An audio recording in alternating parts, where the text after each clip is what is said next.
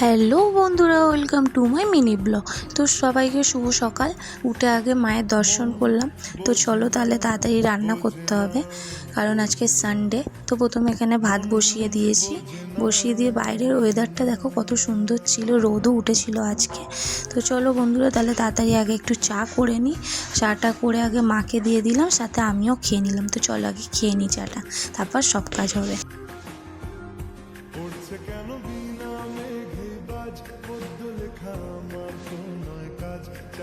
আর এদিকে আমি ডিম সিদ্ধ বসিয়ে দিয়েছিলাম মেয়ের জন্যে। তো মেয়ে সকালে মেয়েকে দুটো করে ডিম সিদ্ধ দিই। তো চলো এদিকে ভাত হয়ে গেছে, বরমশাই বাজার করে নিয়ে চলে এসছে। তো চলো তাহলে দেখা যাক যে কি কি বাজার নিয়ে এসছে। তো দেখো এখানে আমি বাজারগুলো বের করছি। এখানে প্লাস্টিক, তারপর সব আদা রসুন পেঁয়াজ এইসব এনেছে। আর তার মধ্যে আমি মেয়েকে একটা দুম করে দিয়ে দিয়েছি, কেন অনেক বাড়াবাড়ি করে ও। তো চলো দেখি এখানে কি আছে। এখানে রয়েছে গন্ধরাজ লেবু আর শাক। আর কালো প্লাস্টিকটায় কি আছে, এখানে আছে হচ্ছে যে চিকেন আর মাটন। তো চিকেনটা আমার মেয়ের জন্য, আর মাটন আমাদের সবার জন্য। তো এখানে আমি অলরেডি সব কিছু রেডি করে নিয়েছি। তো তাড়াতাড়ি চলো রান্নাটাকে বসিয়ে নিই। আর ফার্স্টে করবো চিকেনতে আলুটা ভাজতে দিলাম, দিয়ে মাংসটা ম্যারিনেট করে নিচ্ছি তাড়াতাড়ি করে। তো দেখো বন্ধুরা এখানে আমার ম্যারিনেট হয়ে গেছে।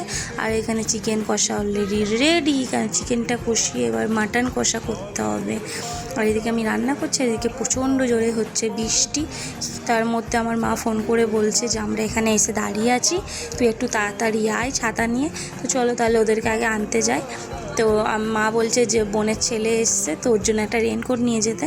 তো আমি সেগুলোই নিয়ে যাচ্ছি। আর এতটাই বৃষ্টি পড়ছে যে আমি পুরো ভিজে গেছি। তো চলো তাহলে যাওয়া যাক। আর সাইডে যেই সাউন্ডটা পাচ্ছ প্লিজ তোমরা একটু স্কিপ করে যাও সাউন্ডটাকে।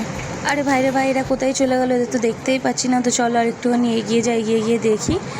তো এই যে ওদেরকে দেখতে পেয়ে গেছি। আর আমাদের এখানে ডোডো বাড়াবাড়ি করতে লেগে গেছে। তো চলো তাহলে তাড়াতাড়ি করে আগে ডোডোকে রেনকোটটা দিই, কারণ ও খালি বলছে আমাকে নিয়ে চলো।